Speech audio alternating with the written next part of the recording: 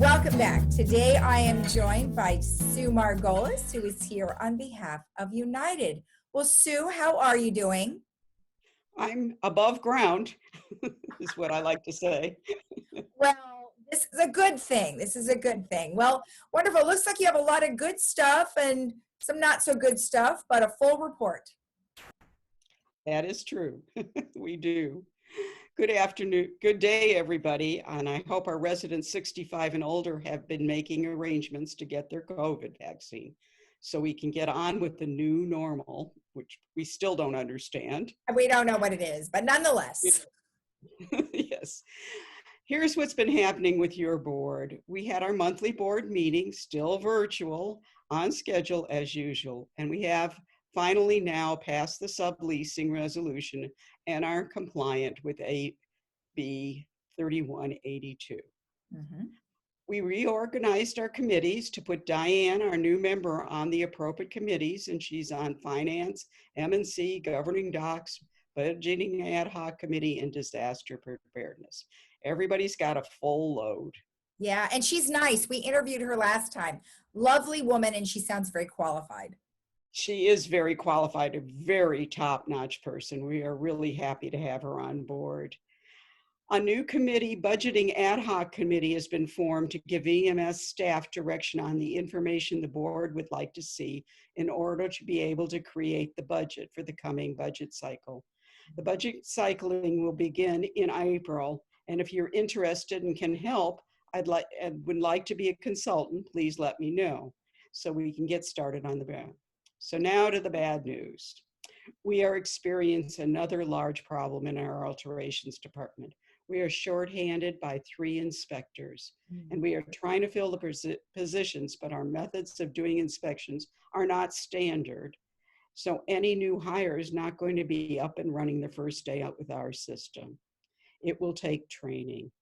The board is aware and is trying to shore up the department, as you will see with some of the new resolutions we have passed. We in particular do not want to see a resident stuck waiting halfway through a project. Please be patient. Some good directors are working on this problem. Brian and Carl are working very hard with this. We're doing a trial of allowing some sets of alterations to not require permits, but you will have to still fill out a form so that the database is complete. You will not have an inspection, but you're expected to give a before and after photos. A limited number of alterations are on the list, and if a city permit is required, like for a water heater, you still have to get that. Okay. So we're hoping to undo some of the Big Brother stuff. The other change is that there's a moratorium on variances. If an alteration requires a variance, which means it's not ever been done before or you're going to structurally change the building, you will not be able to start for 6 months. Variances take a lot of time to review to make sure that they're not structurally damaging and they're architecturally consistent, and we don't have the staff to do that. Right. We don't want you to get your tear down permit and then have to wait months to get your construction permit and have to live in a half building. Yeah. Hopefully the department will get caught up, and as soon as they do, we will be able to process the variances. Okay. The last new thing on the agenda was the Resident Advisory Committee. We're going to discontinue this until we can have face-to-face meetings. It was a great resource to the residents who are having problems and didn't know where to go. But without face-to-face meetings, we can't help them very well. Yeah. We had a wonderful team of volunteers, of long-term residents who assisted with this committee, but it doesn't work without face-to-face. Okay. Okay. What were some of the problems that you were having about that? Well, because we can't meet the person and hear their problems. So, and it was scheduled and it just isn't working out that way. Okay. But not being able to has hampered the effectiveness of this committee. Instead, if you have a problem, please call resident service and get a work order number. If after a week or two you feel things are not right, call a director and we will escalate the problem to the right resource. Hopefully this workaround will work for the short term until we have face-to-face encounters again.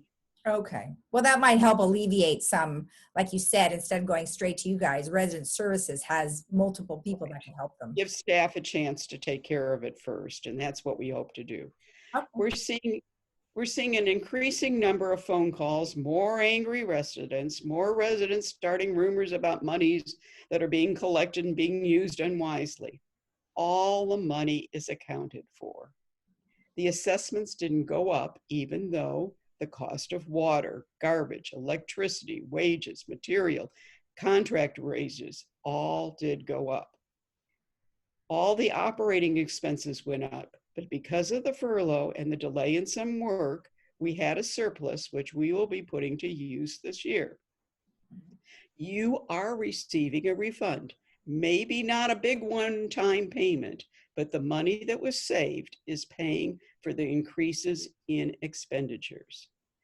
And if you look at the reserve chart, United would have had to raise the reserve contribution by $10 per month, the operating cost by another $15 per month, and GRF had similar expenditure increases. So you may think of this as a rebate. So quit asking for rebates. The Ad Hoc Insurance Committee is in the process of selecting a new broker, and we hope in the next few months to find a way to reduce the insurance costs. Also, an audit of the finances is being done by KPMG, and the results will be available in April. So there are some audits going on. Sure. The GRF bylaws have been revised, and there are two large changes. One is the famous 2.1.4 clause, which triggers a vote of the corporate members if a large sum of money is to be expended. It has been tightened up so that there's no misunderstanding. We've had some misunderstandings in the past. The second change is there will be a delegate member chosen from each of the mutuals to ensure all mutuals have representation on the GRF, much like senators. Mm-hmm. The boards are working closely together to make sure the village is a place where you want to live and all residents will be represented.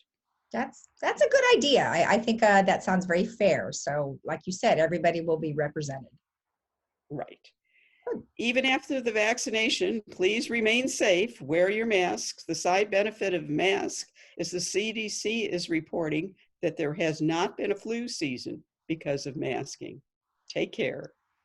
Yeah, thank you for that, because I would agree with that. I haven't had the flu. I haven't even had a cold, knock on wood. They're saying it's been a fantastic year for health by wearing masks. Yeah, well, I hope we don't have to make it a common thing, though, because I don't like them. Well, you may want to do it if you don't want to have a cold or the flu. Well, maybe it could be a seasonal thing, just like how, allergies. Okay, it's mask season. All right, take care. Thank you, Sue. Thank you. Bye-bye. Bye. And we'll be right back after this.